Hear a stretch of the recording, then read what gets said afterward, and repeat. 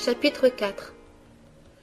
La situation géographique du proto-islam avant l'hégire vers Médine, en 622.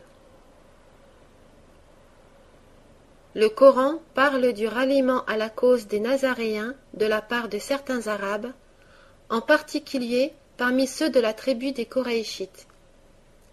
La tradition islamique les évoque, et tel est le nom même qu'indique la sourate 105, comme on l'a vu. C'est d'ailleurs un des rares noms propres que l'on trouve dans le Coran. Beaucoup d'islamologues, ignorant l'histoire judéo-nazaréenne et donc dépourvus des clés de compréhension, se plaignent de ne pouvoir accrocher les débuts de l'islam à l'histoire réelle. La lecture du Coran les désoriente, au point qu'il manque même les rares indications topographiques ou historiques qui s'y trouvent. Par exemple, la mention des Koraïchites, qui ne sont pas totalement inconnus de l'histoire pré-islamique. Elle est une impasse si on veut les situer à tout prix dans la région mécoise, où les califes font venir Abraham. Bien entendu, ni Abraham ni Ismaël n'ont jamais mis les pieds à la Mecque, ni les Koraïchites. Ils étaient ailleurs. Une première carte permet de situer l'ensemble de la problématique géographique. Cette projection, inclinée afin d'inclure Rome et Byzance, reflète une situation géographique postérieure à la vie de Mohammed. La ville de Bagdad est indiquée à titre de repère, elle n'existait pas encore en son temps. La Mecque non plus, dont il n'existe aucune mention antérieure à la fin du 7e siècle, ni trace archéologique. On remarquera que la Mecque est située au sud de Médine, dans une région appelée Hijaz, où l'on n'a jamais trouvé une seule inscription en écriture arabe ancienne, qu'on appelle erronément Hijazi, alors qu'on en a découvert de nombreuses du côté opposé, vers la Syrie. Quand on entre dans l'histoire réelle, c'est à propos de l'oasis de Médine qui fut le lieu de l'hégire, ou émigration, exode, en 622.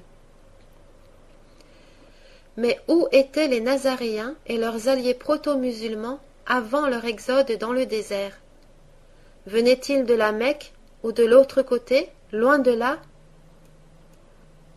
Pourquoi la Mecque, ville fictive d'Abraham, a-t-elle été construite dans un endroit totalement vide, sinon pour situer et accréditer, loin des lieux originels véritables, un passé supposé être totalement arabe et polythéiste?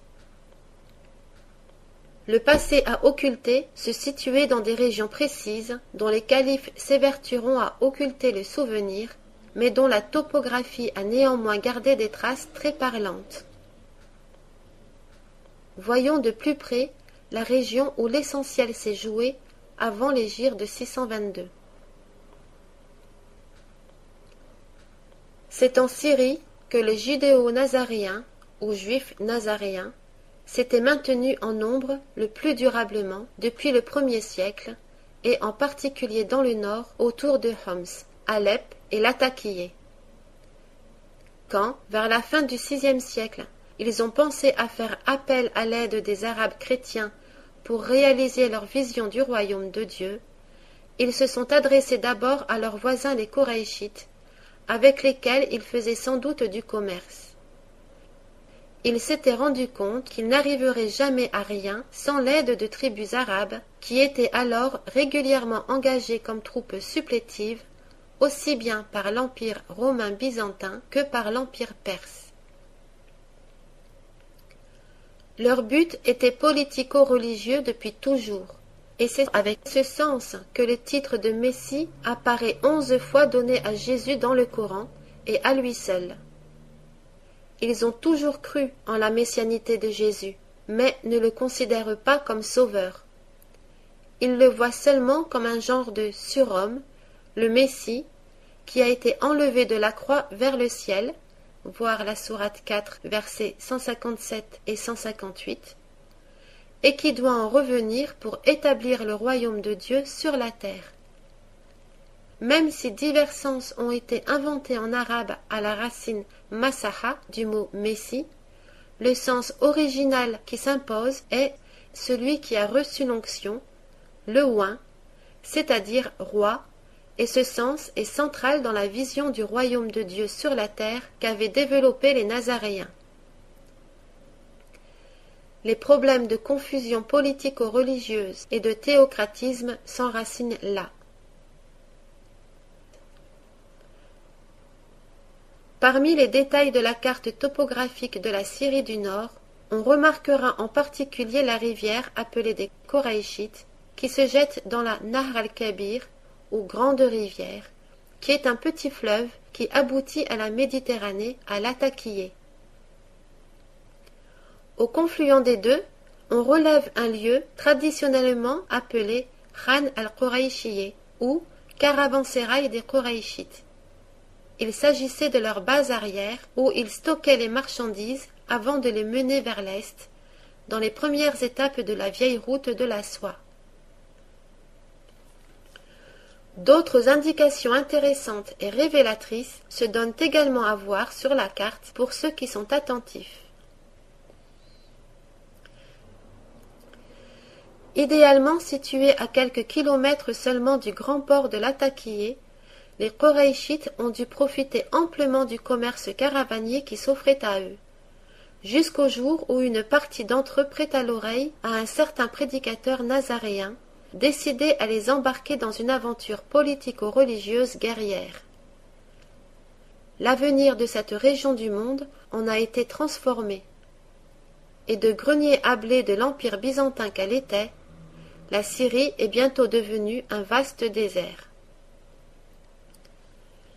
Les bases communes de dialogue, qui seraient faites de faux-semblants, tuent tout dialogue. Libre aux musulmans de croire que le Coran éternel est descendu du ciel et se retrouve dans l'édition du roi Fahad de 1924. Le non-musulman, lui, a le devoir moral et le droit de s'en tenir à l'histoire réelle. C'est celle-ci qu'évoquaient les feuillets coraniques avant qu'ils ne fussent hâtivement compilés pour former la première version du Coran des califes, et bientôt modifiée durant plusieurs générations. L'exposé en 2 parties de cette étude ne livre qu'une partie de ce qu'on sait désormais, mais il s'agit d'éléments clés qui permettent de comprendre ce qui se donne à lire réellement dans le texte coranique, loin de ces innombrables incohérences ou obscurités apparentes.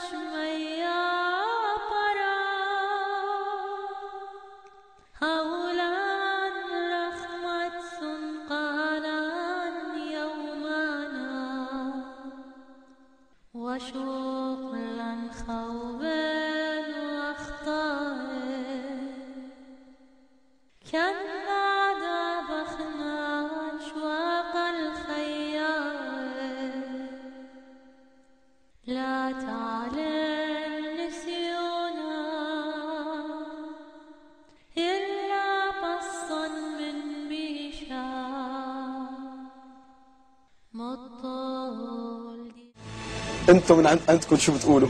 نحن بنقول سكرتاوي قبضاي قتحالو كلها. وشو مشهوره المنطقه يلي مسقط راسك طرطوس؟ بشو مشهوره مثلا؟ بالسيمه الانسانيه، يعني هي عم تقول قبضيات انت.